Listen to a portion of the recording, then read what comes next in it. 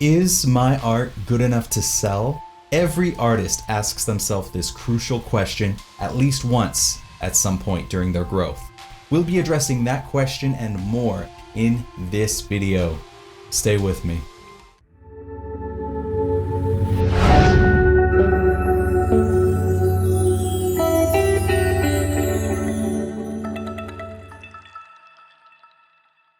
I'd like to address that question right now. I'd like to answer it, in fact. But first, if you're joining me for the first time, welcome. Hey, I'm JetFalco, fellow entrepreneur. I'm a creator deep within the process of developing my own business that centers around my art. So it's a passion of mine to share what I've learned with artists looking to do the same thing with their art. Whether you're a drawer, an actor, a crafter, a brewer, whatever it is you do, I've developed this video series for you to just try and keep it all level enough to apply to pretty much anyone.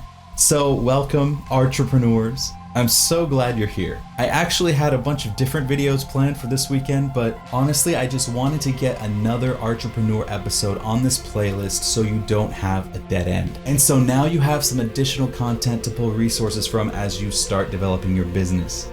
But before we do that, as always, here's your boy, announcer dude, take it away. All views expressed within this content are based on the creator's opinion and experience and facts have sources cited. The viewer's own experience is based on their own drive, hard work, and determination. Yeah, you knocked it out of the park, man. I appreciate it. Oh yeah, you forgot the last part.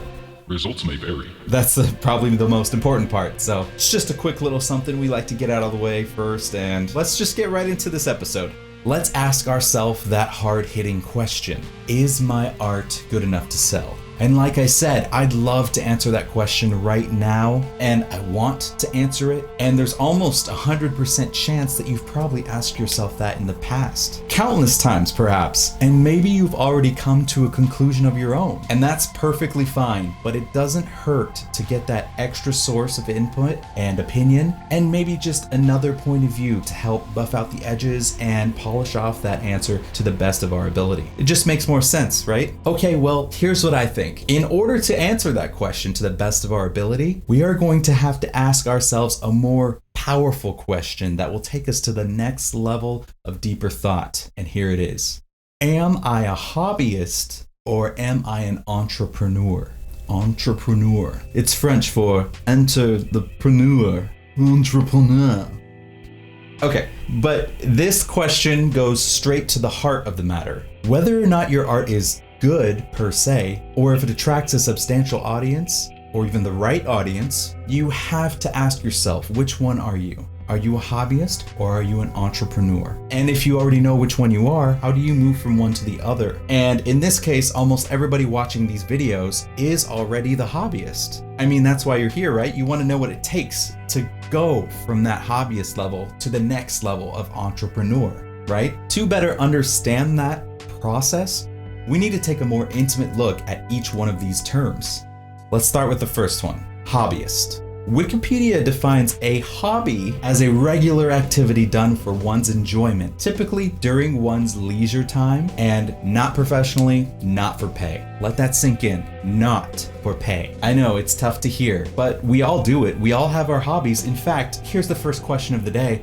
What is your hobby? What do you love doing simply for the fact that it's fun? It's something that you normally wouldn't take pay for because you believe the fun itself is its own reward. I invite you to leave your response in the comments below, and I'll definitely do my best to try and reply to each and every one of you. Part of the entrepreneur's process is building the community of artists, and every successful entrepreneur is part of that network. So I invite you all to leave your response in the comments below. Did you know that hobbies tend to follow societal trends? For example, 100 years ago, people were collecting stamps and coins and photographs. But with the technological advances that have come this far to this day, we're doing things like immense 4K light tracing video games, augmented reality, AI. Those have become our hobbies now. I know people who just build robots for fun. They don't even get paid doing it. Our hobbies have evolved over the years. And also due to those advancements, it is easier than ever to share our hobbies online. And you'd be surprised just how much a fellow hobbyist or even an enthusiast, someone who doesn't do the hobby but they appreciate you doing it for them, you'd be surprised how much these people are willing to pay you for your hobbies. which coincides with our next term. Let's take another intimate look at entrepreneur. So Wikipedia also defines entrepreneur as someone with the capacity and willingness to develop, organize, and manage a business venture along with any of its risks to make a profit. My breakdown of that is maybe it's someone willing to take on the origination, organization, preservation, and expansion of a business and take on all the financial and personal risks of doing so. Now let that sink in. That's like a whole new world compared to the hobbyist side. What from that definition stuck out to you? Is it the developing side? Does creating and nurturing something from origination to organization and so on, does that stick out to you? Or is the managing side? I actually know several people in my life who excel at managing people, places, things, events, and maybe that's you as well. All power to you. That's a great skill to have. But maybe something that stuck out to you in the definition was the capacity and willingness to help the business evolve, because it does take a lot of personal strength and emotion to cultivate something out of nothing. But you know what really stands out to me? And maybe it stuck out to you as well. There was one word there that really hit home, and it was risk. The risk. It's the whole reason why so many hobbyists keep their hobbies as hobbies. And it's not even related to skill all that much. I've met so many artists at Comic-Con where they show me their sketchbook and they are leagues beyond my own skill. They obviously went to art school and they helped hone their craft to a point where they could take it pretty much anywhere. But then it's like, at that point, their hobbyist side has developed so well that if they didn't go to business school at the same time, which is near impossible for any human to balance that amount of work, but that hobby side eclipsed their entrepreneurial side. So when I first asked you that question, is your art good enough to sell? It's possible that risk was the first thing that popped up into your head. I know for many people, risk is already very apparent. It's why a lot of us artists choose to just hang back and take it easy. We might be too afraid of what others think of our craft. And we will get much, much deeper into the fear side of things and overcoming exactly what it is that keeps you from moving to the next level in other videos. And like I always say, stay tuned into these ARTrepreneurs episodes because we're gonna get way deep into stuff like that. It's gonna be fun. I'm really excited to share my own fears and how I overcome them every day to do what I do. Even just standing here in front of this camera lens that's just staring at me like a blank dead eye stare, like that awkward kid who stares at you on the bus. It is weird, but I have to overcome that fear just to talk through it to the people I care about. But for now, I can teach you a little trick that I've learned to help manage the risk. Risk, as we all know, cannot be avoided. It is inevitable. It's gonna come sooner or later. Oh my God, I sound like a damn insurance ad. And risk is on the way. And for many of you, it's already here. Did you know that 20% of all small businesses fail within the first year of origination? With over half of small businesses failing after the 5th year. And that's insane. And I don't mean to scare you with that fact. I just want to put it all into a perspective where you can understand that risk is a part of daily life. Unfortunately enough, it cannot be avoided, but it can be alleviated. And there's one simple word that we all need to remember as we go day to day throughout our art business lives, and it's balance. So how does balance blend in with the world of art? Simply put, it doesn't matter how good you are at your craft or even how good you are at developing a business. The real challenge here, and if you take away anything from this episode, please let it be this. You need to establish a delicate balance between your hobby side and your entrepreneur side. It's like two sides of the same brain. You got your creative right and your analytical left. But day to day, to maintain a balanced lifestyle, we need to tap into both sides. Am I right? And some people actually do exceedingly well with the entrepreneur side, and their business growth skills are literally off the charts. They do really well in cultivating a successful business, but a few weeks into their season of success, if they don't have that delicate sense of balance, they'll start to notice a certain drop off at a point where they'll start to lose touch with their true passion and their hobby starts to suffer. And they'll start to notice members of their audience will slowly drift away. You start to see this everywhere, even on YouTube. People start to lose interest at some point. And some people obviously really excel with the hobby side. They hone in on their craft, they go to school, and they perfect their skills to a point where they feel comfortable taking their art anywhere. But then, where do we learn the business side of things? The numbers will start to get stale if we don't apply ourselves and bring ourselves out to the entrepreneur side of things. And I actually went through a similar season to this where you're not seeing any numbers grow. We all have them, these tough seasons. Things will get really tough and they'll affect you to a certain degree. But I learned that's where a delicate balance between hobbyist and entrepreneur comes into play.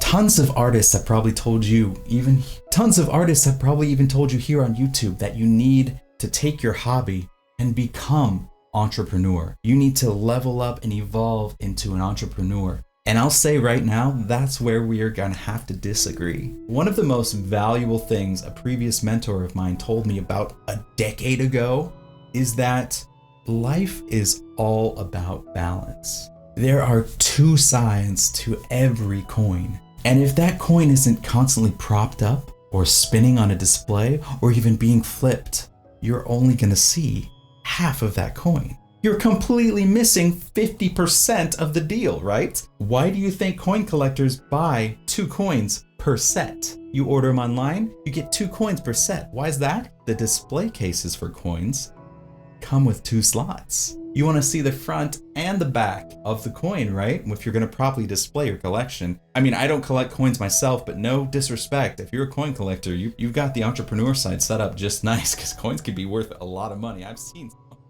some. Actually, I was always picked on as a kid in my nerd circle of friends because when we would go out to the backyard and play Star Wars lightsaber battles, someone would always say, all right, choose your side. You're going to be a Jedi, or you're going to be a Sith. And I'm like, I'm just going to sit this one back because I didn't want to choose. I wanted to be the passionate, emotional, ferocious Sith, but I also wanted to be the righteous, justice, civility upholding Jedi as well. Where were the gray Jedis back when I was a kid? Am I right? I mean, Star Wars fans know what I'm talking about. Episode 9 hype, just saying. Anyone? No? Okay. But you see what I'm trying to say, right? I mean, that's why we call this series ARTrepreneurs. We are all here trying to help each other out to blend the line between artist and entrepreneur. And some people will try and motivate you and say that it's kind of like a Venn diagram where you have your artist and you have your entrepreneur sides, but you got to exist right in the middle. So you have a little bit of each thing. But I believe that encloses and encapsulates things and secludes things. I believe it's just, you just got to blend it all together and you've got to have a delicate balance. You can tap into each one at will, but you have to find a way to incorporate entrepreneur side. Whenever you go through artist decisions, think, how can I make this decision affect my business in a positive way? Or if you're going to make a piece of art, how can I make this piece of art affect my entrepreneur side, my business? For example, Inktober is underway right now. It's about halfway through. Sometimes when I'm drawing a piece of line art for Inktober, I'm thinking, I really need to make this so I can build off of it in the future. I'll start with a sketch. So a lot of my Inktober entries are just sketches. But if I really like it, or if a theme develops from this piece of art, I'm going to take it and evolve it into an art print that I can sell at conventions, right? See how I'm tapping into both the artist skill and the entrepreneur skill. So it's not a Venn diagram, it's not a slope. It is simply existing in both sides at the same time. You're a 2-half brain person. You have those 2 halves. You can use them at any time. It's just like that. Your entrepreneur side lives on your left analytical brain, and your artist lives on your creative right brain. So you need to blend those together and tap into them with your neurons firing at all seconds, tapping into each side at will. And it is so possible, you guys.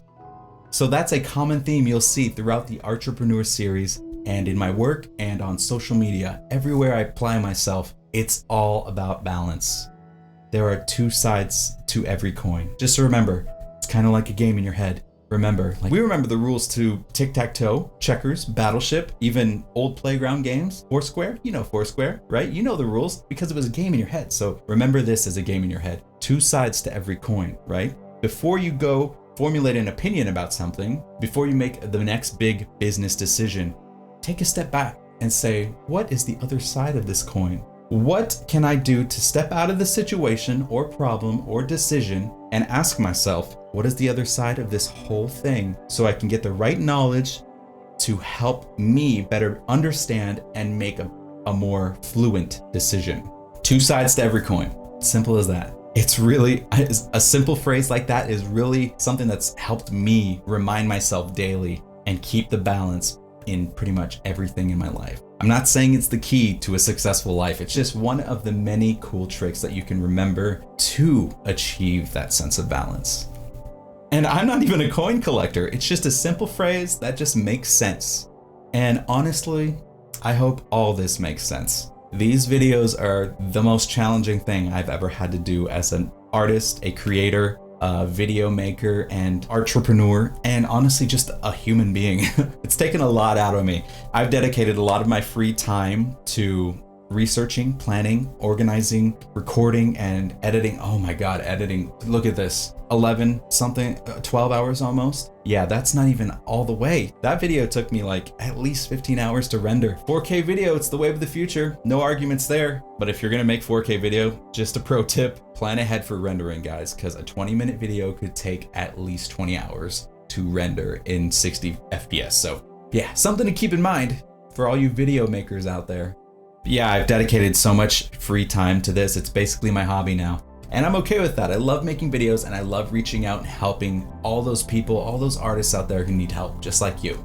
So I really hope this helps you out. I wanted to start this series off with a good, healthy, strong intro video like you saw previously. And this episode, which basically just outlines one of the most essential components that you'll need as we go into developing your business career in art. And that, simply put, is balance between hobbyist and entrepreneur. Everyone has the ability to tap into those two things as they go forth and develop their business. So no matter what you do or where you go with your craft and your business, if you don't have a healthy sense of balance, you're gonna have a tough time. Future challenges are gonna threaten your success. So let's all work together to learn how we can develop and maintain, sustain a delicate sense of balance with our work.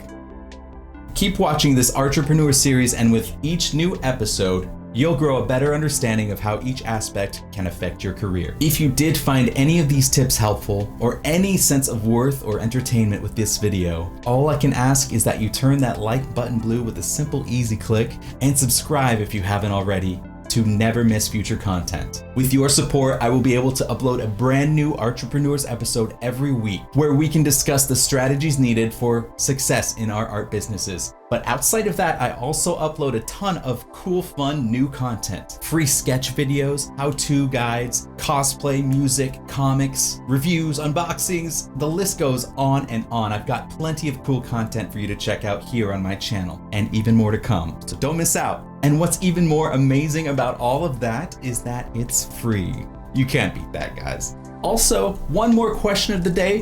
What makes you nervous about sharing your art? What keeps you hanging back before diving in deep into the world of art business? Leave your response in the comments below. Some of the best ways to succeed in the artists community is to connect with the artists community. If you're interested in continuing this series and learning more about how to be an ARTrepreneur, click right up here. That's the playlist. You'll see every ARTrepreneur episode I have up until this point, and hopefully I have some more in the future. And if you're interested in checking out more JetFalco goodness, link right down there will bring you to a random video that YouTube will choose for you. And hopefully it's something you like.